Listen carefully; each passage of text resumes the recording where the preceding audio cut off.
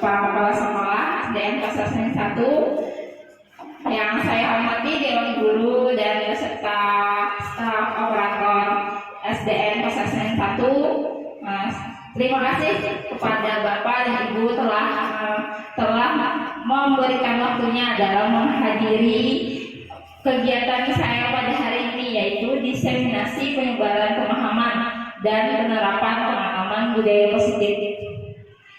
Ya, sebelum memulai kegiatan ini, kita bersama-sama untuk mengucap Bismillahirrahmanirrahim. Bismillahirrahmanirrahim. Ya. Selamat pagi Bapak Ibu. Iya, sebelum mulainya kita tetap semangat dulu ya, supaya semuanya kita lebih semangat. Bisa Bapak Ibu? Bisa. Ya. Semuanya dulu tepuk semangat. Semangat.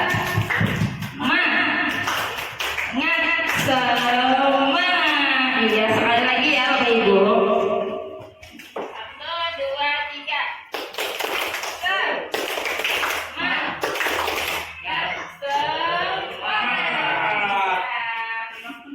Terima kasih untuk Bapak dan Ibu. Nah, sekarang di sini ada diseminasi penyebaran pemahaman dan penerapan pengalaman budaya positif. Di sini ada budaya positif. Nah, saya mau bertanya, menurut Bapak Ibu, apa yang ada di benak Bapak Ibu setelah melihat judul dari saya, diseminasi penyebaran pemahaman dan penerapan pengalaman budaya positif. Budaya positif itu tentang apa menurut Bapak Ibu?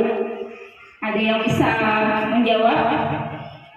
Budaya positif artinya sekolahan kita berbudaya positif. Iya benar, kebiasaan yang baik. Apalagi tentang disiplin ya Bapak Ibu. Budaya positif ini lebih pada kebiasaan yang baik, terus disiplin. Bagaimana cara kita membiasakan anak untuk berbudaya yang baik, terus disiplin yang bagus di sekolah. Nah, selanjutnya lagi, apakah menurut Bapak Ibu budaya positif ini penting diterapkan di sekolah? Sangat penting. Iya, benar sekali. Budaya positif ini sangat penting untuk diterapkan di sekolah, karena dengan budaya positif kita dapat menumbuhkan minat motivasi diri dari dalam diri anak tersebut untuk bisa bertanggung jawab dan juga untuk bisa bertanggung jawab dan berbudi pekerti luhur sesuai dengan profil pelajar Pancasila. Nah, lanjut lagi kita. Sekarang hari ini saya akan menyampaikan diseminasi penyebaran pemahaman dan pengalaman budaya positif. Ini adalah aksi nyata saya pada modul 1.4 pada program guru penggerak. Perkenalkan dulu, saya adalah Rusida Sari, calon guru penggerak angkatan 11 dari Kabupaten Hulu Sungai Utara.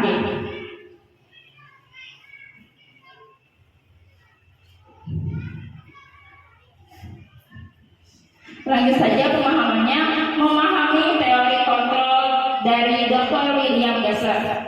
Ilustrasi guru mengontrol murid. Pada dasarnya, kita tidak dapat memaksa murid untuk berbuat sesuatu jikalau murid tersebut memilih untuk tidak melakukannya, walaupun tampaknya guru sedang mengontrol perilaku murid. Hal demikian terjadi karena murid sedang mengizinkan dirinya dikontrol. Saat itu, bentuk kontrol guru menjadi kebutuhan dasar yang dipilih murid tersebut. Teori kontrol mengatakan bahwa semua perilaku memiliki tujuan, bahkan terhadap perilaku yang tidak disukai. Ilustrasi yang kedua, ilusi bahwa semua penguatan positif, efektif, dan bermanfaat. Penguatan positif atau bujukan adalah bentuk-bentuk kontrol. Segala usaha untuk mempengaruhi murid agar mengulangi suatu perilaku tersebut adalah suatu usaha untuk mengontrol murid tersebut dalam jangka waktu tertentu. Kemungkinan murid tersebut akan menyadarinya dan mencoba untuk menolak bujukan kita, atau bisa jadi murid tersebut menjadi tergantung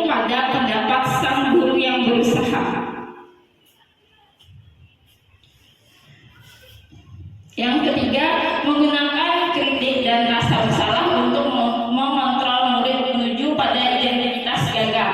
Mereka belajar untuk merasa buruk tentang diri mereka. Mereka mengembangkan dialog diri yang negatif. Kadangkala sulit bagi guru untuk mengidentifikasi bahwa mereka sedang melakukan perilaku ini, karena seringkali guru juga menggunakan suara halus untuk menyampaikan pesan negatif. Ilustrasi bahwa orang dewasa memiliki hak untuk memaksa, bahwa orang dewasa yang percaya bahwa mereka memiliki tanggung jawab untuk membuat murid-murid tersebut hal-hal tertentu. Apapun yang dilakukan akan diterima, sama ada sebuah kemajuan berdasarkan sebuah pengukuran kinerja. Pada saat itu pula orang dewasa akan menyadari bahwa perilaku memaksa tidak akan efektif untuk jangka waktu panjang dan sebuah hubungan permusuhan akan terbentuk. Lanjut, ini ada sebuah kata bijak, yaitu bila kita ingin membuat kemajuan perlahan, sedikit-sedikit ubahlah sikap atau perilaku kita. Namun, bila kita ingin memperbaiki cara berpikir kita, maka kita perlu mengubah kerangka acuan kita. Ubahlah bagaimana kita melihat dunia, bagaimana kita berpikir tentang manusia. Ubahlah paradigma Anda, skema pemahaman dan penjelasan aspek-aspek tertentu tentang realitas.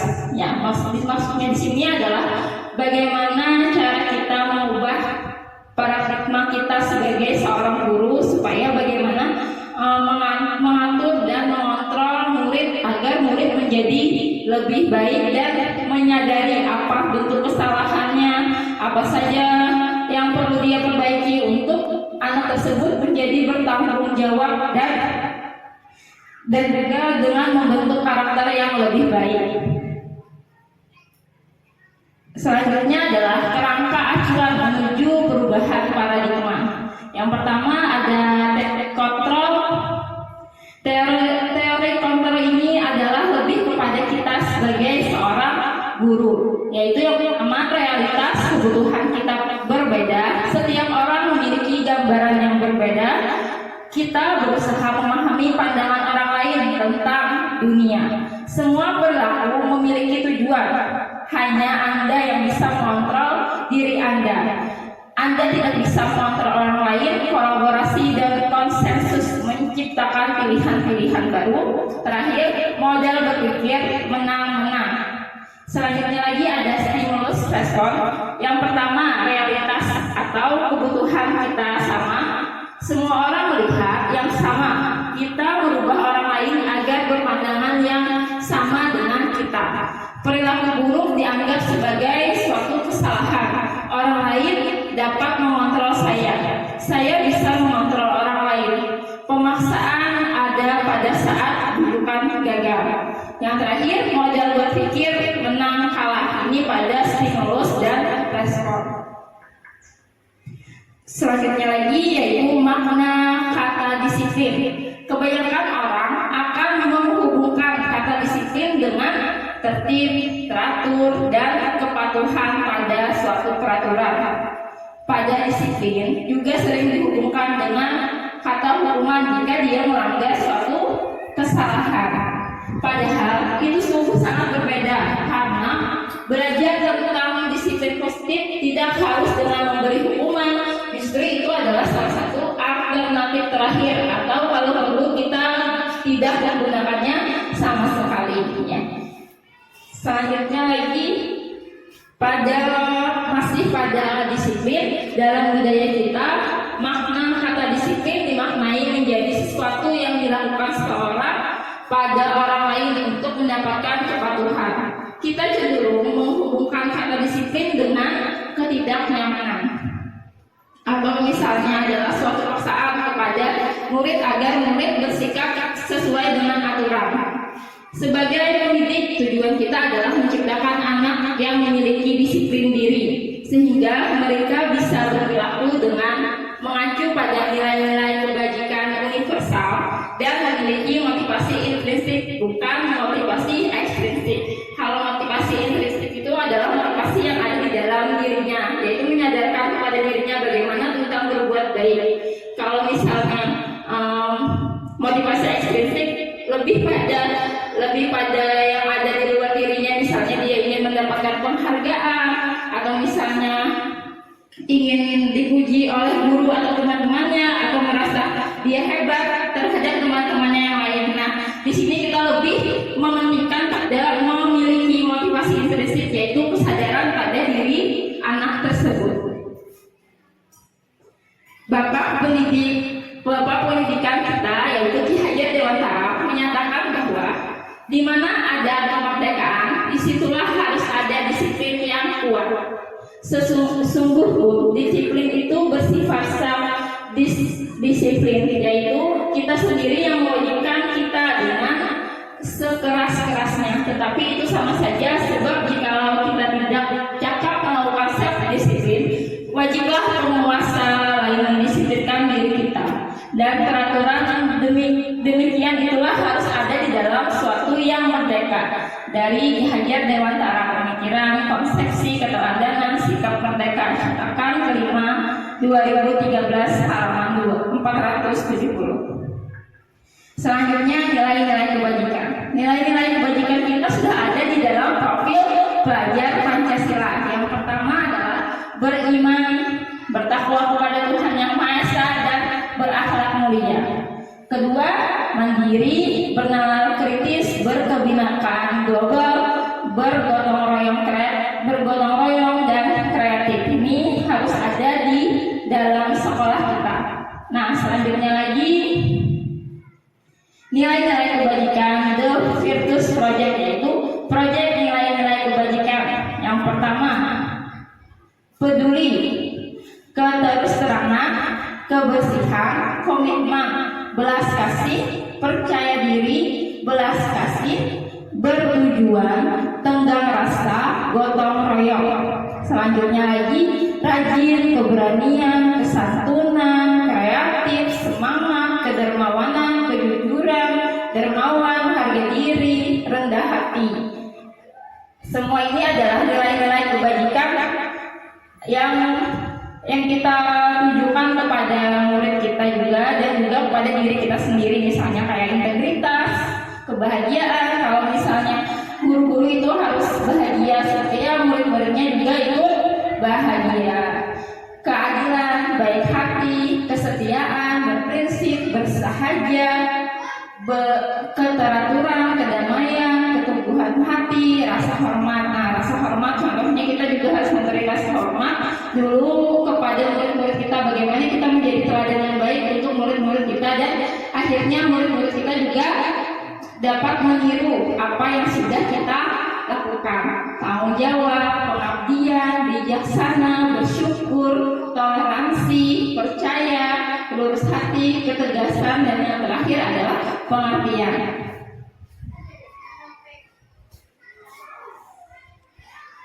Tiga, motivasi dasar manusia. Motivasi merupakan dorongan yang timbul pada diri seorang secara sadar atau tidak sadar untuk melakukan sesuatu tindakan dengan tujuan tertentu. Yang pertama, khususnya pada murid, yaitu menghindari ketidaknyamanan dan hukuman. Murid melakukan disiplin diri karena mereka takut dihukum. Ini merupakan motivasi ekstrinsik. Dia takut dihukum, makanya dia tidak melakukan sesuatu karena dia motivasinya itu ekstrinsik, dia takut pada hukuman. Yang selanjutnya, mendapat imbalan atau penghargaan dari orang lain. Nah, murid melakukan disiplin diri karena mereka ingin mendapatkan imbalan, terus lagi imbalan atau penghargaan dari gurunya, maka dia akan termotivasi dalam menjadi lebih baik. Nah, itu juga merupakan motivasi ekstrinsik. Yang selanjutnya adalah menghargai nilai-nilai kebajikan diri sendiri. Murid melakukan disiplin diri karena mereka sadar akan nilai kebajikan dirinya. Ini merupakan motivasi intrinsik. Nah, motivasi intrinsik ini adalah motivasi yang seharusnya kita terapkan kepada murid-murid kita dari dalam diri, maka dia akan terbiasa baik itu di sekolah, terus lagi misalnya di rumah dan di masyarakat, misalnya saja pada nilai kebajikan tanggung jawab biasa bertanggung jawab. Begitu pula dengan berteman di teman sekitarnya atau di masyarakat. Konsep disiplin dengan identitas gagal. Yang pertama yaitu saat kita memberi hukuman kepada murid tersebut dengan menyakitkan, tidak nyaman, murid takut memaksa murid menyembunyikan kesalahannya karena dia merasa takut jika dia jujur kepada guru tersebut. Murid menjadi rendah hati, rendah diri. Ya, penghargaan juga itu adalah identitas gagal sebenarnya, karena penghargaan itu tidak efektif merusak hubungan. Sifat iri, misalnya ada temannya yang mendapatkan penghargaan tersebut, dia merasa iri dengan temannya yang tidak kepada temannya yang mendapatkan penghargaan tersebut, sedangkan dia tidak mendapatkannya, dan itu merasa itu adalah sifat iri. Terus lagi mematikan kreativitas karena dia bertuju pada dia harus bisa atau mendapatkan penghargaan tersebut, dia tidak berkembang dirinya. Terus lagi selanjutnya menghukum dan dengan sistem ranking, merampas hak menghargai dirinya. Konsep disiplin dengan identitas sukses yaitu konsekuensi, yaitu penguatan jangka pendek, perlu monitoring berkelanjutan, stimulus dan respon antara guru dan murid menghormati peraturan, kehilangan waktu untuk merenungi kesalahan. Restitusi yaitu murid bertanggung jawab dan untuk perilakunya tersebut, fokus pada pemecahan masalah jangka panjang. Selanjutnya lagi murid menghormati dirinya dan orang lain, teori kontrol, dirinya yang memegang kontrol tersebut. Murid semangat memperbaiki kesalahannya karena itu dari dalam dirinya sendiri. Jika ini bersalah, maka dia akan memperbaiki kesalahannya tersebut. Dihukum oleh penghargaan. Saat ini berulang kali menjanjikan hadiah kepada anak-anak agar berperilaku bertanggung jawab, dan kepada seorang murid agar mempelajari sesuatu yang baru, atau kepada seorang karyawan agar melakukan pekerjaan yang berkualitas jika sedang berasumsi mereka tidak dapat melakukannya atau mereka tidak akan memilih untuk melakukannya. Pengaruh jangka pendek dan jangka panjang. Penghargaan efektif jika tidak menginginkan sesuatu, melakukan sesuatu yang tidak inginkan dalam jangka waktu pendek. Jika tidak menggunakan penghargaan lagi dan lagi, maka orang tersebut akan bergantung pada penghargaan yang diberikan serta kehilangannya motivasi dari dalam diri. Jika tidak mendapatkan penghargaan untuk melakukan sesuatu yang baik, maka selain kita senantiasa berharap mendapatkan penghargaan tersebut lagi, kita pun menjadi tidak menyadari tindakan baik yang kita lakukan. Penghargaan yang tidak efektif yaitu suatu penghargaan atau suatu benda atau peristiwa yang diinginkan yang dibuat dengan persyaratan. Hanya jika Anda melakukan hal ini, maka Anda mendapatkan penghargaan yang diinginkan. Selanjutnya, jika saya mengharapkan suatu penghargaan dan tidak mendapatkannya, maka saya akan kecewa dan berkecil hati, serta kemungkinan lain kali saya tidak akan berusaha sekeras sebelumnya. Kita tidak memberikan seseorang suatu penghargaan untuk melakukan sesuatu, maka kita harus menerus memberikan penghargaan itu jika kita ingin orang tersebut meneruskan perilaku yang kita inginkan. Penghargaan juga merusak hubungan, yaitu ketika seorang diberi penghargaan atau dipuji di depan orang banyak, maka orang lain merasa iri, dan sebagian dari mereka akan tidak menyukai orang yang diberikan penghargaan tersebut. Jika seorang guru sering memberikan penghargaan kepada murid-muridnya, besar kemungkinan murid-muridnya termotivasi hanya untuk menyenangkan gurunya. Mereka tidak akan bersikap jujur kepada guru tersebut. Selanjutnya yang ketiga, penghargaan menciptakan persaingan di dalam kelas, dan persaingan menciptakan kecemasan. Misalnya harus mendapatkan nilai 100, bilanya tidak dapat nilai 100, dia merasa cemas berbeda dengan temannya. Mereka yang percaya bahwa mereka tidak memiliki kesempatan untuk mendapatkan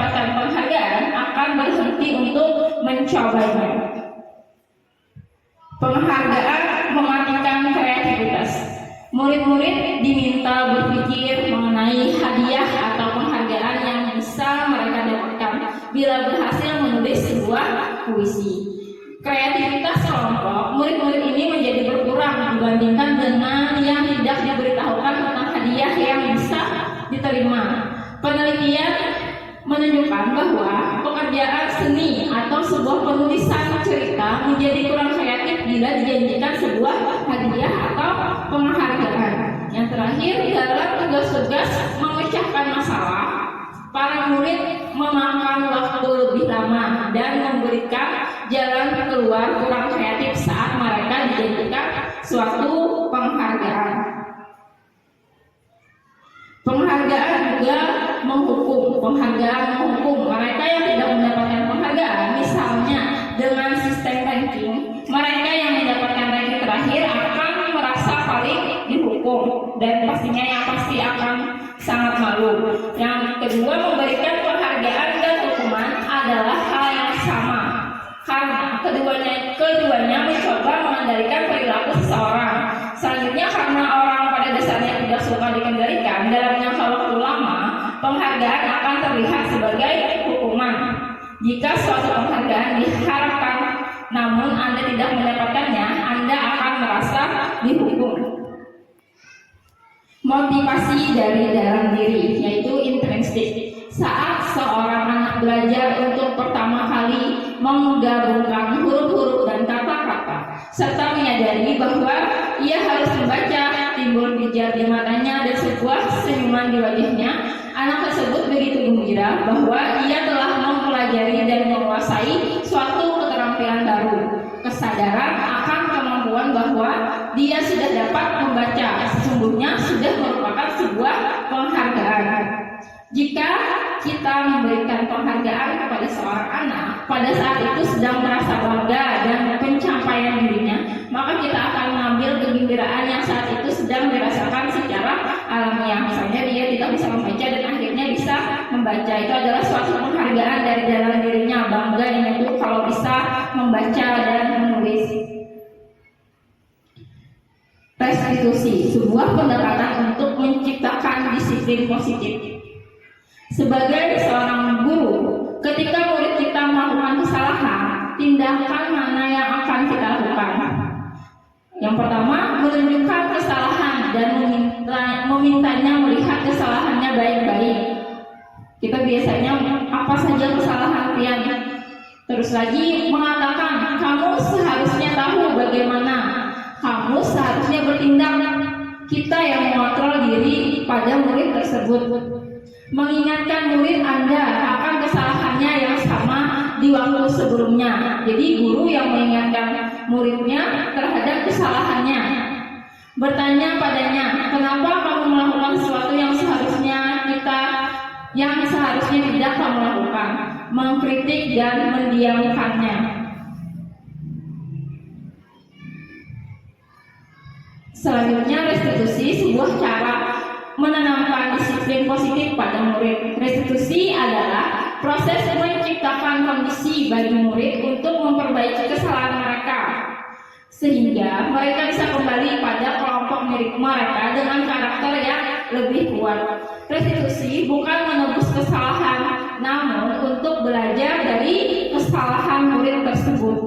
Restitusi memperbaiki hubungan. Yang ketiga, restitusi adalah tawaran, bukan paksaan. Restitusi menuntut untuk melihat ke dalam diri. Restitusi mencari kebutuhan dasar yang mendasari tindakan. Yang keenam, restitusi diri adalah cara yang paling baik. Restitusi fokus pada karakter, bukan pada tindakan. Restitusi menguatkan dan fokus pada solusi. Yang terakhir, restitusi mengembalikan murid yang berbuat salah kepada kelompoknya. Dia tidak merasa bahwa dia itu adalah sebagai hukuman. Jadi dia merasa dalam kelompoknya itu dia memiliki kesalahan dan dia akan berusaha untuk berbuat lebih baik. Mengapa harus keyakinan kelas? Keyakinan kelas bersifat lebih abstrak daripada peraturan yang lebih rinci dan konkret. Keyakinan kelas berupa pernyataan-pernyataan universal. Pernyataan keyakinan kelas senantiasa dibuat dalam bentuk yang positif. Keyakinan kelas hendaknya tidak terlalu banyak sehingga mudah diingat dan dipahami oleh semua warga kelas. Keyakinan kelas sebaiknya sesuatu yang dapat diterapkan di lingkungan tersebut, yang karena semua warga kelas hendaknya ikut berkontribusi dalam pembuatan keyakinan kelas lewat kegiatan curah pendapat. Yang terakhir, bersedia meninjau kembali keyakinan kelas dari waktu ke waktu. 5 kebutuhan dasar manusia. Yang pertama, kasih sayang dan merasa diterima, love and belonging. Yang kedua, bertahan hidup. Yang ketiga, kebebasan atau freedom. Keempat, kesenangan. Yang terakhir adalah penguasaan atau power. Ini adalah 5 kebutuhan dasar yang harus dimiliki pada diri manusia. Dunia berkualitas. Dunia berkualitas kita adalah tempat khusus dalam pikiran Anda, tempat kita menyimpan gambaran representasi dari semua yang kita inginkan. Kita berisi orang-orang, hal-hal, dan apa saja yang terbaik dalam hidup kita, dan membuat Anda merasa bahagia dan terpenuhi kebutuhan dasar kita. Dr. William biasa menyebutkan seperti semacam album foto, sehingga isinya tidak akan terlalu banyak, hanya akan terdiri dari beberapa hal saja sangat signifikan dan benar-benar terbaik dalam hidup kita yang membuat hidup kita menjadi lebih bermakna. Kebutuhan dasar bersifat lebih umum dan universal, sedangkan dunia berkualitas lebih unik dan personal. Orang-orang, tempat, benda, nilai-nilai, dan kepercayaan yang penting bagi kita akan termasuk di sana. Untuk masuk ke dunia berkualitas, syaratnya adalah bahwa sesuatu itu harus terasa sangat baik bagi kita dan memenuhi ketidaknya satu atau lebih kebutuhan dasar Anda. Dalam menentukan segala sesuatu yang masuk dalam dunia berkualitas, tidak perlu kita terlalu mempertimbangkan standar masyarakat tentang apa saja yang penting dan yang tidak. Gambaran dunia berkualitas adalah unik dan spesifik untuk setiap orang. Jika kita bisa hidup di dunia berkualitas kita, hidup akan sempurna untuk kita. Tapi sayangnya, kita tidak bisa tinggal di sana. Murid kita juga mempunyai gambaran dunia berkualitas mereka. Tentunya sebagai guru, kita ingin mereka memasukkan hal-hal yang bermakna dan nilai-nilai kebajikan yang hakiki di dalam dunia yang berkualitas bagi mereka. Bila guru dapat membangun interaksi yang memberdayakan dan memerdekakan murid, maka murid akan meletakkan dirinya sendiri sebagai individu yang positif dalam dunia berkualitas karena mereka menghargai nilai-nilai kebajikan tadi.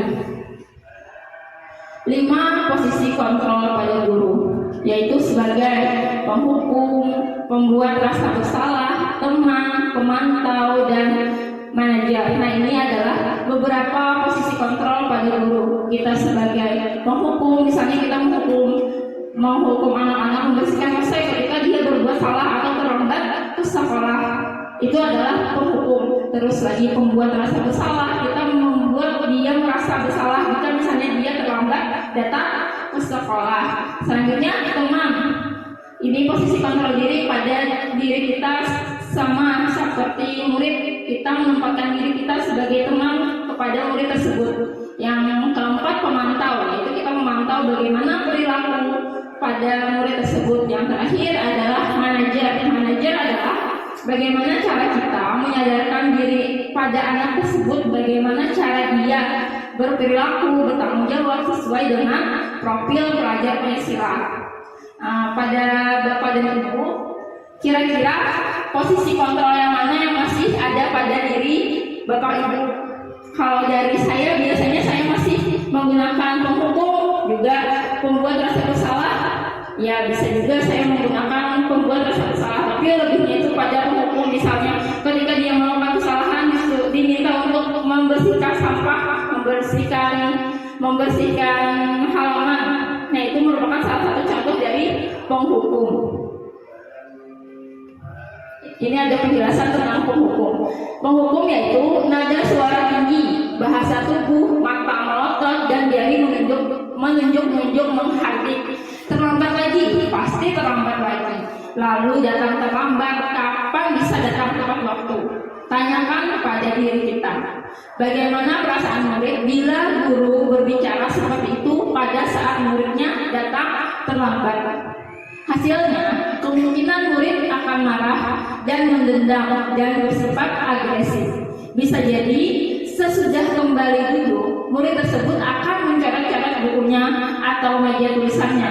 Lebih buruk lagi, sepulang sekolah, murid melihat motor atau mobil bapak ibu guru akan menggores kendaraan tersebut dengan paku karena dia merasa pada guru tersebut dendam karena telah melakukan menghukum dirinya sendiri. Padahal guru tidak tahu kenapa jadi siswa itu terlambat. Guru langsung menghukum pada murid tersebut. Selanjutnya, pembuat merasa bersalah. Nada suara memelas, halus, sedih, bahasa tubuh merapat pada anak lesu. Adik, kamu ini bagaimana ya? Kamu sudah berjanji dengan ibu tidak terlambat lagi. Kenapa kamu ya senang sekali mengecewakan ibu? Ibu benar-benar kecewa sekali. Bagaimana perasaan murid bila ditegur seperti ini? Nah, hasilnya murid akan merasa bersalah telah mengecewakan ibu dan bapak guru. Murid akan menjadi orang yang gagal dan tidak sanggup membagikan orang lain. Kadang-kala sikap seperti ini lebih berbahaya dari sikap penghukum karena emosi akan terpenam dan rapat di dalam. Murid menahan perasaan, tidak seperti murid dengan guru penghukum, di mana murid bisa menumpahkan amarahnya walaupun dengan cara yang negatif. Murid tertekan seperti inilah yang tiba-tiba bisa meletus amarahnya dan bisa menyakiti diri sendiri dan juga orang lain. Selanjutnya, posisi kontrol guru yang ketiga adalah pada teman.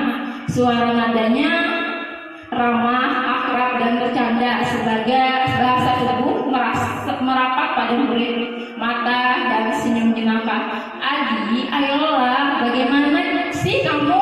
Kemarin kamu sudah berjanji ke bapak Kang, kenapa terlambat lagi? Sambil tertawarinnya. Ya sudah, tidak apa-apa. Ya sudah, tidak apa-apa. Duduk dulu sana. Nanti Pak Guru bantu. Kamu ini ya, sambil senyum-senyum. Nah, bagaimana perasaan murid dengan sikap guru seperti ini? Hasilnya, murid akan merasa senang dan akrab dengan guru. Ini termasuk dampak yang positif. Hanya saja, di sisi negatif murid menjadi tergantung pada guru tersebut. Bila ada masalah, dia merasa bisa mengandalkan pada guru tersebut untuk membantunya. Akibat lainnya, dari posisi teman, Adi hanya akan berbuat sesuatu bila yang menyuruhnya adalah guru sebagai teman tadi, dan belum tentu berlaku yang sama dengan guru atau orang lain. Yang dia membedakan antara guru sebagai teman dengan penghukum tadi berbeda menurutnya. Pemantau, suara nada datar, bahasa tubuh yang lemah. Guru, Adi, tahukah kamu jam berapa kita mulai? Tahu Pak, kamu terlambat 15 menit. Apakah kamu sudah mengerti konsekuensi yang harus dilakukan bila terlambat? Paham Pak, saya harus tinggal kelas pada jam istirahat nanti dan mengerjakan tugas ketertinggalan saya. Guru, ya benar, nanti pada saat jam istirahat kamu harus tinggal di kelas dan menyelesaikan tugas yang tertinggal tadi. Saya tunggu. Bagaimana perasaan murid ketika diperlakukan seperti ini?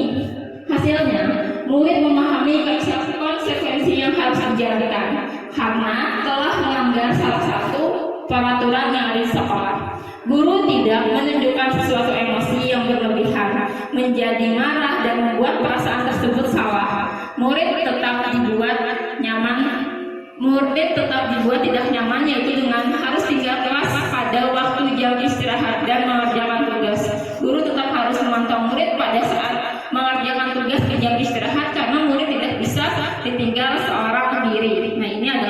guru sebagai pemantau. Yang terakhir, manajer. Posisi kontrol yang terakhir adalah sebagai manajer. Nada suara halus, bahasa tubuh tidak kaku, mendekat ke murid. Guru, Adi, apakah kamu mengetahui jam berapa sekolah dimulai? Tahu Pak, jam 7. Ya, jadi kamu terlambat. Kira-kira bagaimana kamu untuk memperbaiki masalah ini?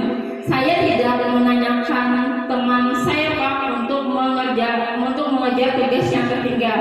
Baik, itu bisa dilakukan. Apakah besok akan ada masalah yang kamu agar bisa lebih hadir tepat ke waktu sekolah? Tidak Pak, saya bisa hadir tepat waktu. Baik, saya hargai usahamu untuk memperbaiki diri. Bagaimana perasaan murid diperlakukan seperti ini? Yaitu murid akan fokus ada pada murid, bukan untuk membahagiakan guru atau orang tua. Murid sudah mengetahui adanya suatu masalah dan sesuatu yang terjadi. Bila guru mengambil posisi pemantau, guru akan melihat apa saja konsekuensinya, apa peraturannya. Namun pada posisi manajer, guru akan memberikan tanggung jawab tersebut pada murid untuk mencari jalan keluar permasalahannya, tentu dengan bimbingan seorang guru. Contoh posisi kontrol yang telah dibuat oleh Kemendikbud Republik Indonesia.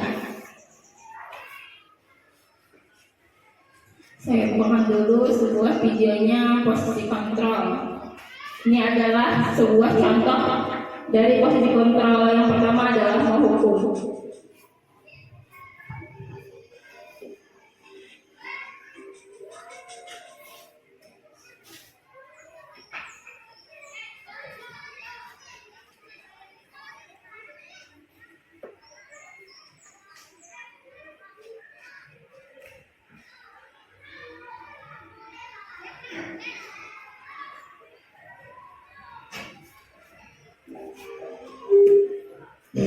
Naren, sini kamu. Selamat pagi Bu. Selalu terlambat. Kamu deh, pasti terlambat. Maaf Bu, saya Apa? Apa coba? Alasan kamu apa lagi? Kapan sih kamu tidak terlambat? Malas sekali ya kamu jadi anak. saya Dasar pemalas. Gak kapok-kapok sih kamu. Sudah berapa kali terlambat? Sana, kamu keliling lapangan basket 2 kali. kenapa saya harus ke lapangan basket Bu? Kenapa? Kamu mau lawan ibu? Berani-beraninya jawab. Sudah terlambat, masih berani jawab pula. Sekarang, keliling lapangan basket 5 kali sekalian. Biar kapok. Cepat. Pergi sana ke lapangan basket.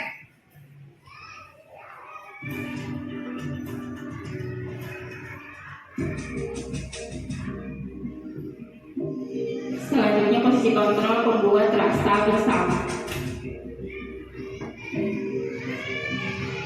Naren,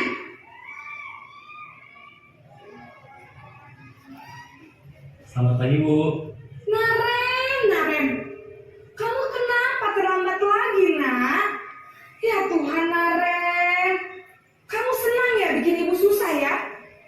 Kalau kamu terlambat lagi, nanti ibu yang ditegur bapak kepala sekolah, nak. Disangka ibu tidak bisa membina kamu. Duh, gimana ini? Maaf Bu. Nak, disangka ibu tidak bisa membina kamu. Duh, gimana ini? Maaf Bu. Duh, Gusti Naren. Kamu suka ya kalau ibu ditegur bapak kepala sekolah? Terus, sekarang ibu harus tulis apa ya di buku absen? Ini kamu sudah sering terlambat loh. Ibu harus apa coba? Maaf Bu. Maaf sekali. Ya sudah, lain kali jangan bikin ibu susah lagi ya nak ya. Ibu tidak akan kuat lagi kalau kamu begini terus. Bisa jantungan kalau ibu ditegur bapak kepala sekolah. Sana cepat ke kelas. Maaf ya Bu, maaf sekali. Selanjutnya posisi kontrol pada teman.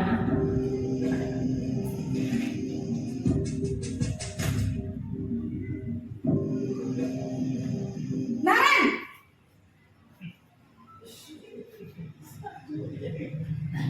Selamat pagi Bu. wah, sudah jam berapa ini nak?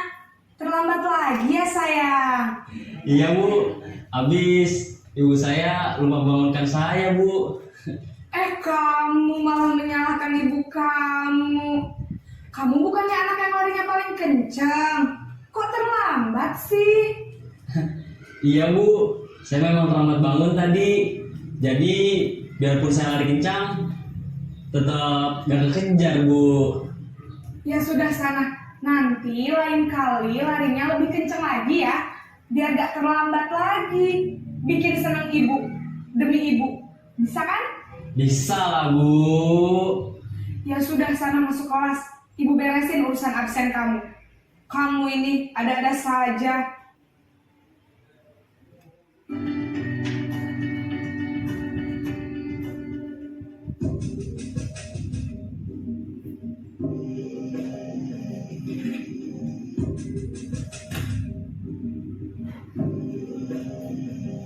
Naren!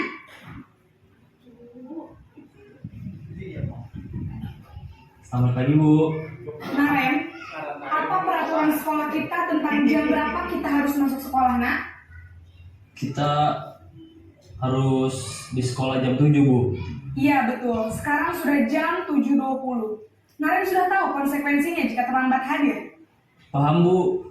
Saya harus tinggal kelas pas jam istirahat selama 20 menit. Iya benar, konsekuensinya demikian. Jadi nanti jam 9.30 pas istirahat, kamu harus tinggal di kelas, kerjakan tugas tambahan untuk ketertinggalan kamu, ya? Baik Bu.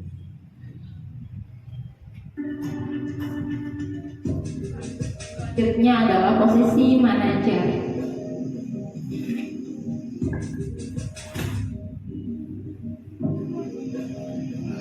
Naren!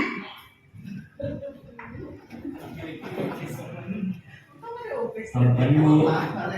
Selamat pagi Naren. Maaf Bu, saya terlambat. Iya, sekolah masuknya jam 7, sekarang sudah jam 7.20. Jadi sekarang bagaimana ini Naren? Maaf Bu, saya lupa setel alarm saya semalam. Baiklah, menurut kamu, keyakinan sekolah yang mana yang perlu kamu tingkatkan? Menghargai diri sendiri dan orang lain mungkin ya Bu. Setuju. Jadi, apakah Naren meyakini prinsip saling menghormati tersebut? Iya Bu, saya meyakininya. Apakah Naren bersedia memperbaiki masalah keterlambatan ini? Bersedia Bu. Bagaimana kamu akan perbaiki masalah keterlambatan ini? Saya akan coba untuk tidak lupa menyetel alarm saya Bu. Baik, kalau Naren lupa menyetel alarm di rumah, ada orang yang kira-kira bisa bantu mengingatkan tidak? Ada Bu, kakak saya, Kak Emma. Ada lagi selain Kak Emma? Selain Kak Emma, ada ibu saya. Baik, jadi yang mengingatkan Naren adalah Kak Emma dan ibu kamu ya? Kira-kira akan mulai start alarm kapan nih Naren? Setelah pulang sekolah, akan segera saya lakukan. Baik, jadi Naren akan setel alarm untuk bangun besok pagi dan akan diingatkan oleh kakak dan ibunda Naren ya. Ada lagi yang mungkin perlu dilakukan Naren agar tidak terlambat bangun lagi? Tidak ada Bu. Baik Naren, terima kasih untuk kerjasama kamu. Sekarang kamu perlu kembali ke kelas untuk belajar. Baik Bu, terima kasih.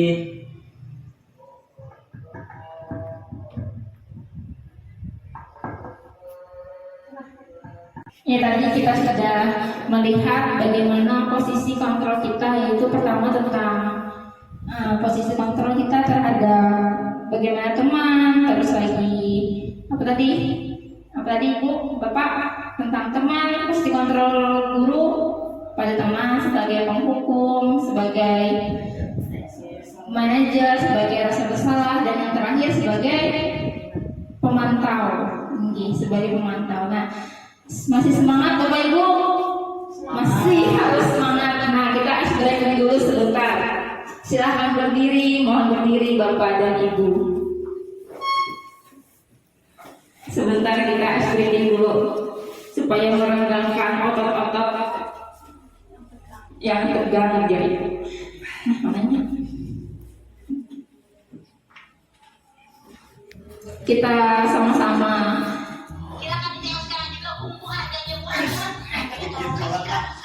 Iya, sudah siap.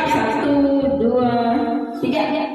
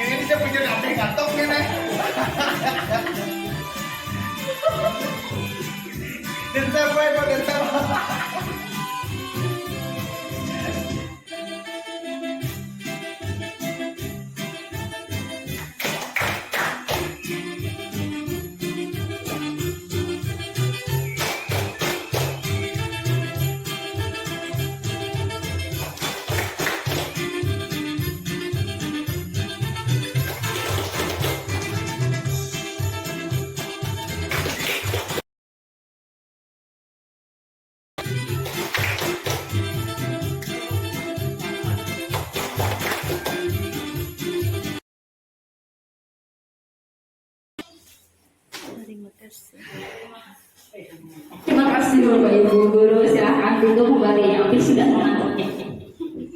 Lanjut. Terakhir pada materi kita selanjutnya yaitu tentang segitiga restitusi. Nah, pada segitiga restitusi ini yaitu cara kita menangani masalah pada anak yang berbuat salah atau melanggar suatu peraturan. Yang pertama pada segitiga restitusi ini ada pada menstabilkan identitas, yang kedua pada validasi tindakan yang salah, yang terakhir adalah menanyakan keyakinan pada siswa tersebut. Sesi 1 yaitu menstabilkan identitas, stabilize the identity. Bagian dasar dari segitiga bertujuan untuk mengubah identitas anak dari orang yang gagal karena melakukan kesalahan menjadi orang yang sukses. Anak yang melanggar peraturan karena sedang mencari perhatian adalah anak yang sedang mengalami kegagalan. Dia mencoba untuk memenuhi kebutuhan dasarnya, namun ada benturan. Kalau kita mengkritik dia, maka dia akan tetap membuatnya dalam posisi gagal. Kalau kita ingin ia menjadi reflektif, maka kita harus meyakinkan si anak dengan cara mengatakan kalimat-kalimat seperti ini. Misalnya, berbuat salah itu tidak apa-apa. Tidak ada manusia yang sempurna. Saya juga pernah melakukan kesalahan seperti itu. Atau ibu juga pernah melakukan kesalahan seperti itu. Tidak hanya pada kamu sebagai murid. Kita bisa menyelesaikan ini. Bapak atau ibu tidak tertarik mencari siapa yang salah, tetapi bapak atau ibu ingin mencari solusi dari permasalahan ini. Kamu berhak merasa begitu. Apakah kamu sedang menjadi teman yang baik buat dirimu sendiri? Kalau kita mengatakan kalimat-kalimat di atas, akan sangat sulit, bahkan hampir tidak mungkin buat anak-anak untuk tetap membangkang. Pada guru yang bertugas mengawasi anak-anak saat mereka bermain di halaman sekolah, menyatakan bahwa bila mereka mengatakan kalimat tersebut yang mungkin hanya butuh 30 menit bisa mengubah situasi yang sulit menjadi kooperatif. Sisi 2, yang kedua yaitu validasi tindakan yang salah. Validate the mistake. Setiap tindakan kita dilakukan dengan suatu tujuan, yaitu memenuhi kebutuhan dasar. Kalau kita memahami kebutuhan dasar, apa yang mendasari sebuah tindakan, kita akan bisa menemukan cara-cara yang paling efektif untuk memenuhi kebutuhan tersebut. Kita mungkin tidak suka sikap seorang anak yang terus-menerus merengek kita, tapi kita bila sikap itu mendapat perhatian kita, maka itu telah memenuhi kebutuhan anak tersebut. Kalimat-kalimat di bawah ini mungkin terdengar asing buat guru, namun bila dikatakan dengan nada tanpa menghakimi, akan memvalidasi kebutuhan mereka. Yang pertama, padahal kamu bisa melakukan hal yang lebih buruk dari ini ya. Itu cara kita memvalidasi tindakan yang salah pada anak tersebut. Kamu pasti punya alasan mengapa kamu melakukan hal tersebut. Kita tanyakan dulu kenapa anak tersebut berbuat hal tersebut. Misalnya anak tersebut, kenapa jadi anak tersebut marah-marah? Tidak langsung menghakimi, tapi kita bertanya, memvalidasi apa yang membuat anak tersebut jadi marah kepada temannya. Terus yang ketiga, kamu patut bangga pada dirimu sendiri karena kamu telah melindungi sesuatu yang penting buatmu. Misalnya dia melindungi, misalnya temannya mau mencontek, dia lindungi supaya bagaimana jawabannya itu tidak dilihat oleh teman-temannya. Tapi temannya tetap mencontek dan akhirnya dia marah. Nah, kemudian dia marah, yang salah ini adalah dia. Nah, bagaimana cara murid tersebut? Kita tanyakan dulu kenapa dia marah. Oh, misalnya si A mencontek jawaban saya, Bu, gitu. Yang terakhir adalah kamu boleh mempertahankan sikap ini, tapi kamu harus menambahkan sikap yang baru. Biasanya guru menyuruh anak untuk menghentikan sikap yang tidak baik. Tapi teori kontrol menyatakan bahwa resep ini tidak manjur. Mungkin tindakan guru dengan memvalidasi sikap yang tidak baik seperti bertentangan dengan aturan yang ada. Namun sebetulnya tujuannya untuk menentukan bahwa guru memahami alasan dibalik dari tindakan murid tersebut. Sesi yang ketiga adalah menanyakan keyakinan. Seek the belief. Teori kontrol mengatakan bahwa kita pada dasarnya termotivasi secara internal ketika identitas sukses telah tercapai, langkah satu tadi, dan tingkah laku yang salah telah divalidasi, yaitu pada langkah dua tadi, maka anak akan siap untuk dihubungkan dengan nilai-nilai yang dia percaya dan berpindah menjadi orang yang dia inginkan. Pertanyaan-pertanyaan di bawah ini menghubungkan keyakinan anak dengan keyakinan kelas atau keluarga.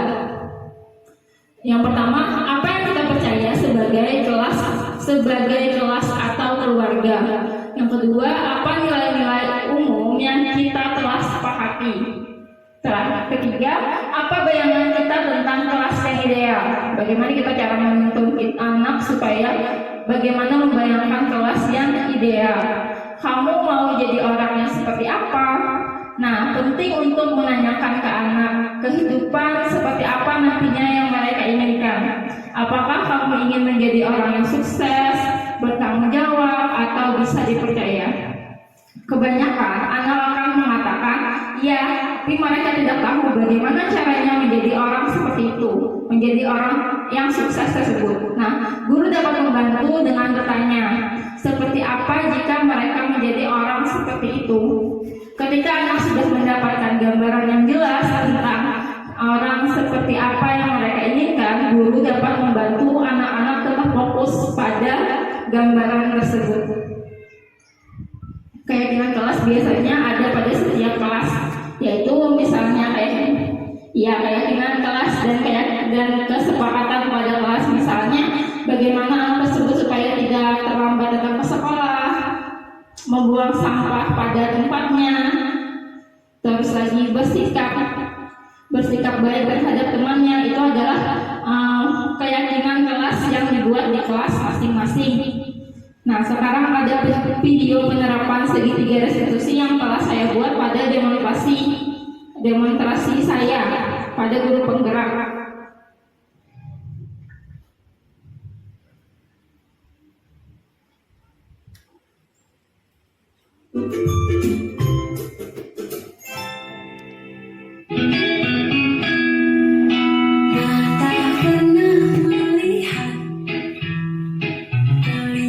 Ini adalah penerapan segitiga restitusi pada Abijah dan Sofia.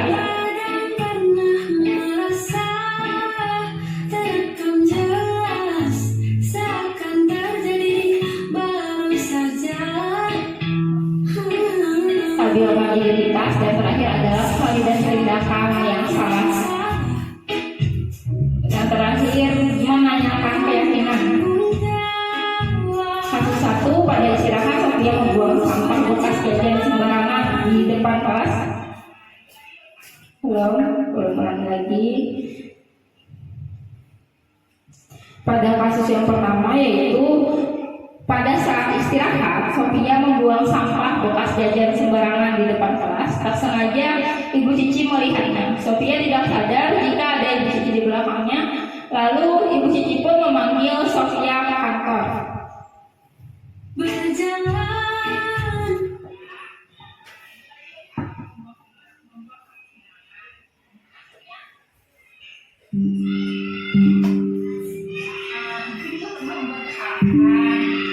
Membuat kesalahan itu ada yang kayak wajar.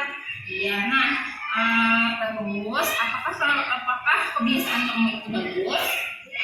Iya, kamu pasti punya alasan kenapa kamu melakukan hal itu. Iya kan, Sofia? Iya, boleh kamu sebutkan apa saja yang kamu lakukan?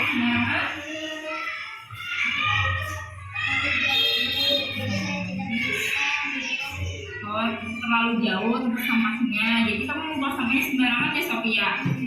Karena malas juga? Iya, Sofia kan malas dan tempat sampahnya jauh ya. Iya, apakah kamu tahu apa saja keyakinan kelas kita? Nah, keyakinan kelas kita itu coba kamu ingat-ingat apa saja keyakinan kelas kita. Iya, menjadikan sekolah supaya kita bersih. Iya, supaya sekolahan kita bersih. Iya, benar sekali. Kalau menurut kamu, apakah tindakan kamu sesuai dengan keyakinan kelas kita? Tidak sesuai. Tidak sesuai. Kamu bilang tadi terbiasa membuang sampah, terus tempat sampahnya jauh, terus lagi malas membuang sampahnya, ya kan, Sofia? Nah, bagaimana cara kamu mengatasi kebiasaan buruk tersebut?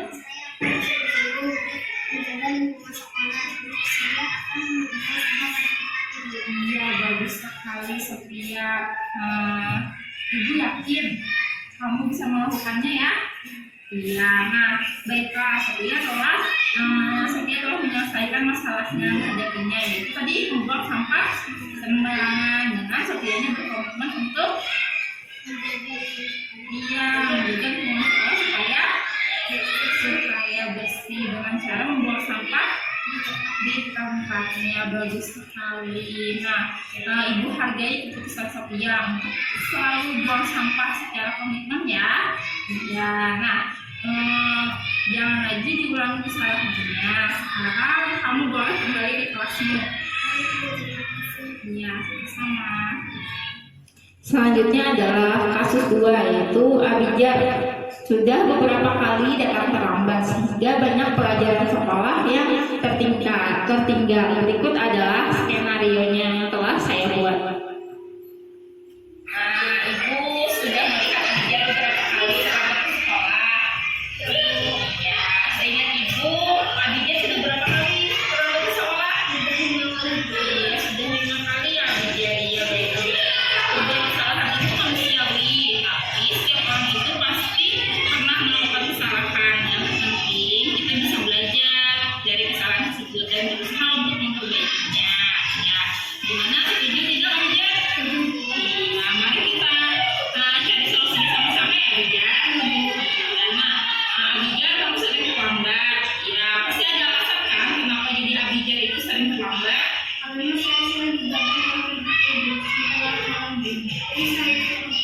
Iya, apakah kamu tahu keyakinan kelas yang sudah disepakati? Tidak tahu. Apa saja ya kesepakatannya? Ini kesepakatan yang sudah disepakati. Kamu sudah ingat? Iya. Nah, kalau dalam keyakinan itu sekolah sesuai dengan keyakinan kelas kita sudah. Ya, sesuai dengan keyakinan kelas kita. Menurut kamu keyakinan kelas apa yang sudah kamu langgar? Iya, Abijah telah melanggar disiplin karena terlambat. Menurut kamu disiplin itu penting atau tidak Abijah? Iya, betul, menghargai waktu itu penting dan sangat bermanfaat untuk kita. Kita dapat menghargai orang-orang yang di sekitar kita. Pekerjaan jadi tidak menumpuk. Iya, dan kita juga dapat melatih rasa untuk bekerja, mendisiplinkan, ya. Iya, nah, Abijah merasa menyesal tidak karena sudah terlambat. Iya, nah, Abijah sikap yang baik yang sudah kamu lakukan dengan cara apa? Dengan cara? Iya benar. Abijah jangan lagi ya kamu ke sekolah. Nah, bagaimana cara Abijah supaya Abijah itu datang ke sekolah tepat waktu dan tidak terlambat lagi? Iya, kalau tidak belajar enggak boleh sebentar Abijah, tapi kalau sudah sholat isya kamu tidur ya. Iya, nah baik, kamu sudah menemukan solusinya. Tadi solusinya apa aja Abijah supaya tidak terlambat ke sekolah? Iya, tidak begadang dan main HP. Nah, kamu telah menemukan solusinya dan ibu akan bekerja sama dengan orang tua kamu agar kamu tidak datang terlambat lagi ke sekolah. Iya, sekarang silakan Abijah kembali ke tempat kelasnya. Terima kasih. Iya, sama-sama Abijah. Nah, itu tadi adalah video penerapan segitiga resolusi pada di kelas saya, yaitu kelas 4. Terakhir, penutup. Dalam penerapan program disiplin positif, hendaknya guru memiliki standar kepribadian profesional dan sosial yang baik, di mana guru mampu merefleksikan dirinya dalam posisi kontrolnya saat ini. Bagaimana perjalanan dirinya sebagai among atau manajer yang paling bagus dalam posisi diri kita, yang menuntut murid-muridnya menjadi insan yang mandiri, merdeka, dan bertanggung jawab, yang pastinya sesuai dengan profil pelajar Pancasila. Yang terakhir yaitu refleksi. Ini menurut Bapak Ibu, pertama, perasaan Bapak Ibu bagaimana saat kita sudah tadi mempelajari tentang posisi kontrol diri, terus lagi disiplin positif. Bagaimana perasaannya Bapak Ibu setelah mempelajari tadi? Ya Ibu, bagaimana perasaannya setelah mempelajari tadi ini? Merasa senang karena bertambahnya ilmu. Iya, terima kasih Ibu, merasa senang karena ilmu bertambah. Yang pertama tentang budaya positif tadi. Selanjutnya, setelah mengikuti materi penugasan atau diseminasi pada hari ini, saya jadi paham bahwa tadi materinya tadi tentang budaya positif, posisi kontrol, apalagi segitiga restitusi pada permasalahan, bagaimana pemahaman ibu terhadap hal tersebut. Ya silahkan Ibu Salma Ulia, bagaimana pemahaman ibu pada diseminasi pada hari ini? Terima kasih atas kesempatan yang diberikan. Setelah mendengar pencerahan dari Ibu Cici, saya menyadari bahwa selama ini saya sering salah dan berusaha untuk memperbaikinya. Iya, terima kasih kepada Ibu Salma telah memberikan refleksinya. Terakhir lagi, target saya selanjutnya, target Ibu selanjutnya setelah kita tadi mempelajari tentang budaya positif ini. Ya, silakan pada Bapak atau Ibu, Bapak Abdi kan? Iya, Bapak Abdi. Target selanjutnya setelah mempelajari tentang budaya positif ini, bagaimana tindakan Bapak selanjutnya? Ya, alhamdulillah lah saya sedikit membantu apa yang disampaikan. Kita bisa lebih dikit lagi, tapi sudah bagus lah, alhamdulillah, sudah mantap. Iya, terima kasih Bapak. Ya, semoga kita bisa mengimplementasikan dan menerapkannya pada sekolah kita. Ya, terima kasih Bapak Ibu atas waktunya. Saya ucapkan terima kasih sebanyak-banyaknya setelah meluangkan waktunya dalam kegiatan kita hari ini tentang modul 1.4 budaya positif. Akhir salam, saya ucapkan wassalamualaikum warahmatullahi wabarakatuh. Waalaikumsalam warahmatullahi wabarakatuh. Doa.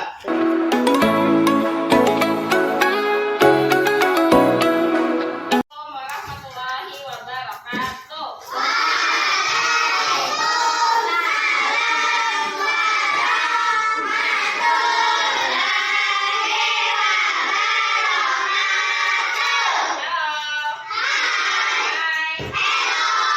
Hari ini kita membuat suatu peraturan yang ada di kelas supaya kelas ini tertib, apa lagi?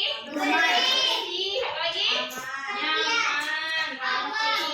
Nah, Ibu minta kalian membuat apa saja yang kalian mau tentang kelas ini, misalnya kenyamanan kah atau kebersihan, misalnya harus buang sampah pada tempatnya, terus lagi misalnya tidak boleh berkelahi, apa yang kalian mau yang dari diri kalian sendiri, apa kalian maunya. Jadi nanti Ibu beri satu kertas inilah, nanti ditempel di depan, tulis satu keinginan kalian, boleh aja dua, kalau mau dua enak, kalau lagi misalnya kelas ini harus bersih, kelas ini tidak boleh pinjaman, misalnya terserah apa yang kalian mau, misalnya tidak boleh membuli teman.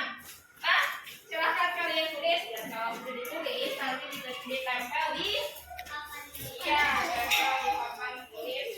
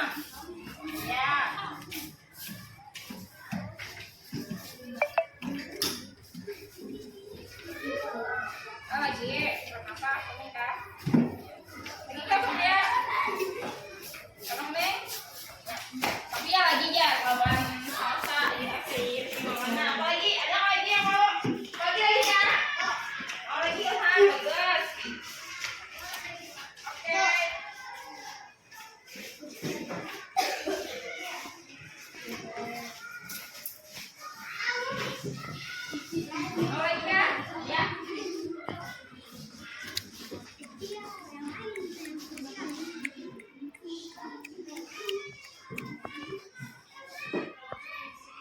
Ini namanya kita membuat kesepakatan kelas supaya kelas menjadi apa deh?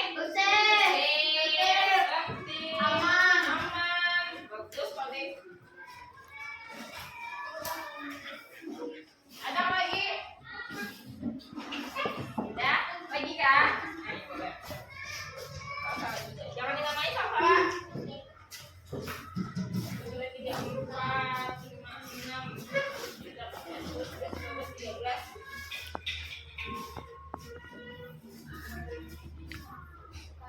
Ya, lagi kak, terus ke. Lagi kak, kita banyak apa gimana untuk kelas terus ke. Lagi, nah. Lagi kak, ya.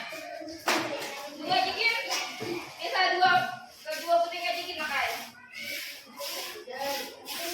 Nah, 2 jikin dah, banyak dah. Salah satu juga ada. Misalnya kelasnya kayak apa namanya?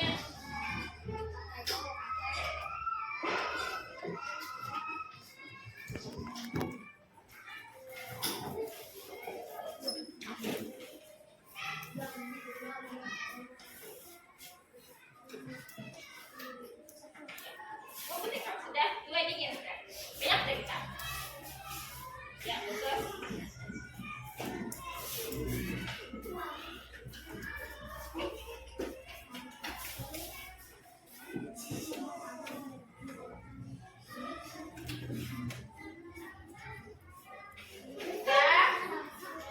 Sudah semuanya yang belum nanti ya. Mahesa sudah Mahesa. Ya. Itu hadir. Nih, habis.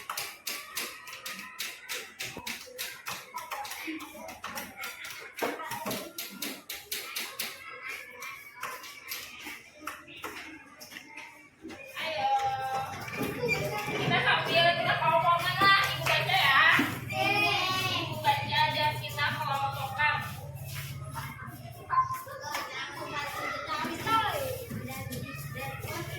Pertama, kelas ini harus bersih ya. Kita kelompokan dulu. Terus tidak boleh meminjam penghapus. Ya, kelas ini harus bersih dan rapi. Ya, kita kelompokan. Tidak boleh berkelahi. Terus lagi, aku ingin kelas menjadi aman, tidak ada yang bertengkar. Berarti kelompokannya tidak boleh berkelahi. Tidak boleh saling membuli satu sama lain, ya sama dengan berkelahi. Membuli itu salah satu dari bentuk perkelahian. Lanjut lagi, menjaga kebersihan dan sopan santun, ya masuk kebersihan. Saya ingin kelas ini aman dan ceria. Berarti kalau aman berarti masuk berkelahi. Ya, tidak berkelahi di dalam kelas. Jawabannya. Kelas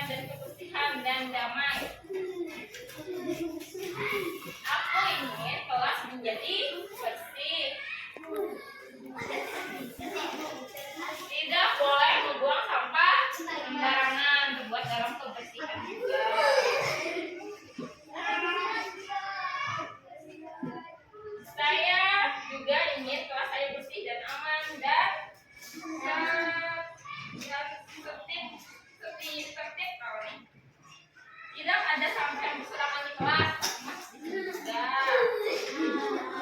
Harus tetap berteman dan sopan santun ketika berbicara. Ya, saling menghormati. Tidak boleh membuang sampah. Ya, di sini pulang.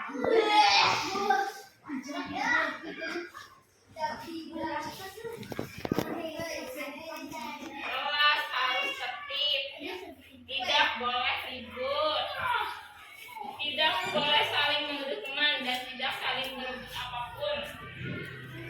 Menuduh teman berarti tidak saling merebut apapun, berarti harus tertib. Jangan membuli, jangan meminjaman. Oh, ada yang meminjam. Menjaga kelas dan menjaga kelas yang rukun berarti kita masukkan ke dalam. Tidak boleh berkelahi ya. Kalau rukun berarti tidak boleh berkelahi. Kita tidak boleh mengejek teman sekelas kita sama teman. Berarti kalau mengejek itu adalah membuli. Benar sekali. 1, 2, 3, 4, 5, 6, 7, 8, 9, 10, 11, 12. Ada 12 keinginan dari teman-teman. Kelas lagi ada 2. Berapa deh? Oh, 12. Selanjutnya ini ada 2. Selanjutnya tidak berkelahi. Aku ingin kelas menjadi aman. 1, 2, 3, 4, 5, 6, 7, 8, 9. Ini 3. Nah, sekarang dari keinginan kalian semua ini kita akan membuat sebuah keyakinan kelas.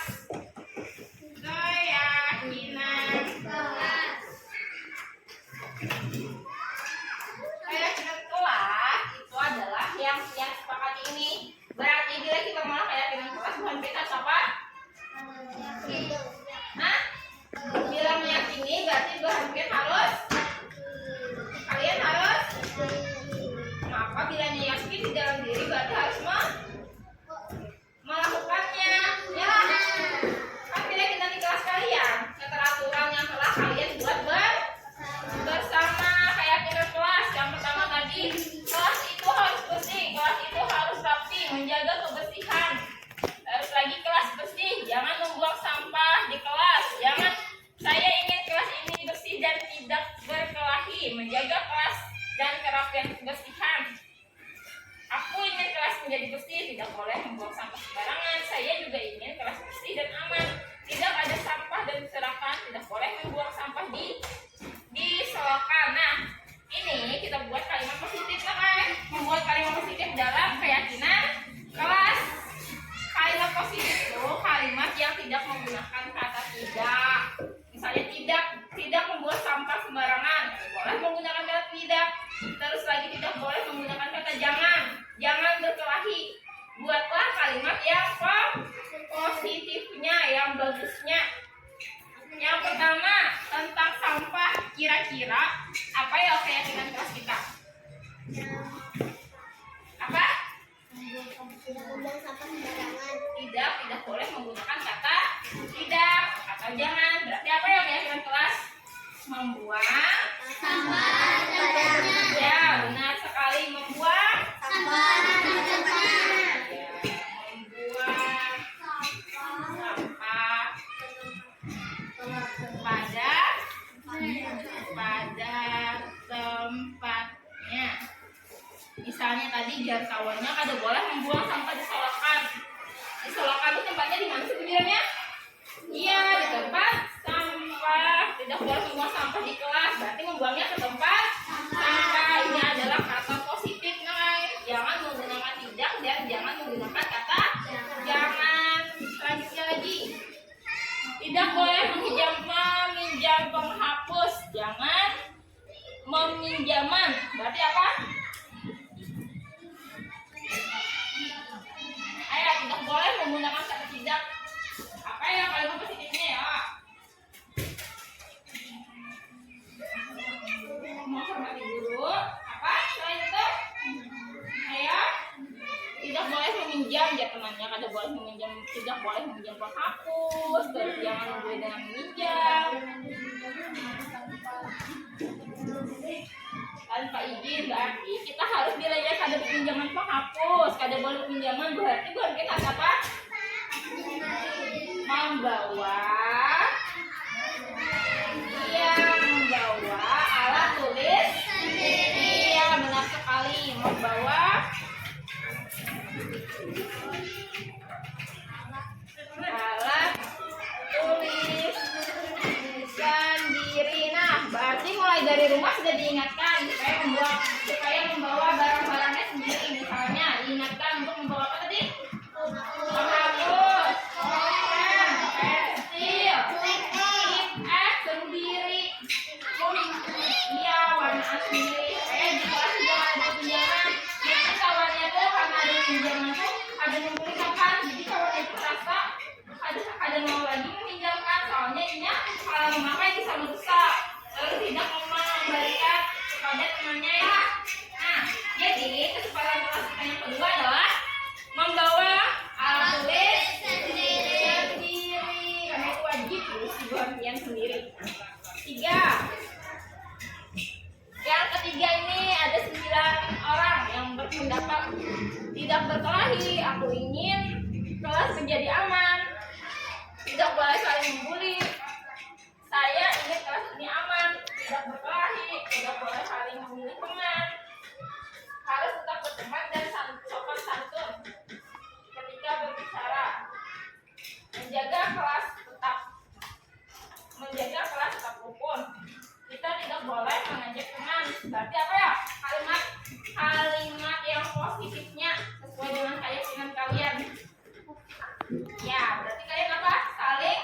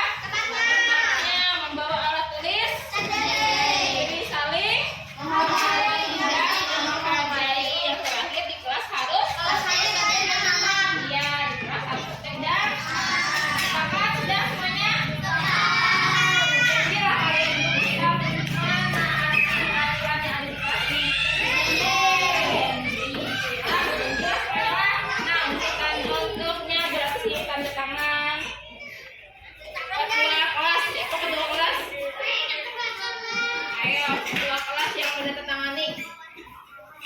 Berarti ketua kelas yang bertanggung jawab. Setuju sudah semuanya? Setuju ya? Saya tahu. Tulis setuju.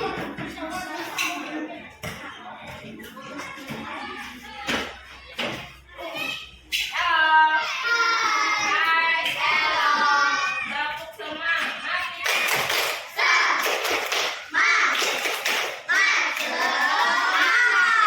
Demikian keyakinan kelas kita. Ibu harap perhatian kalian semua bisa melaksanakannya.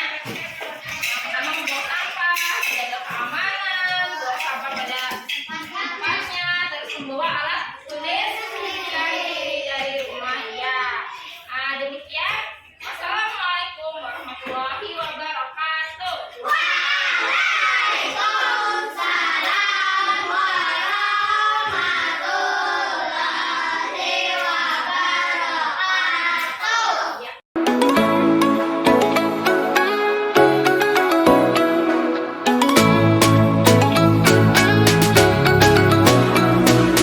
Assalamualaikum, saya Rizky Maulana dari kelas 4. Saya bersemangat dengan keyakinan kelas biar menjadi kelas bertanggung jawab. Assalamualaikum, nama saya Salsa. Saya dari kelas 4. Saya membuat keyakinan di kelas untuk tertib dan nyaman.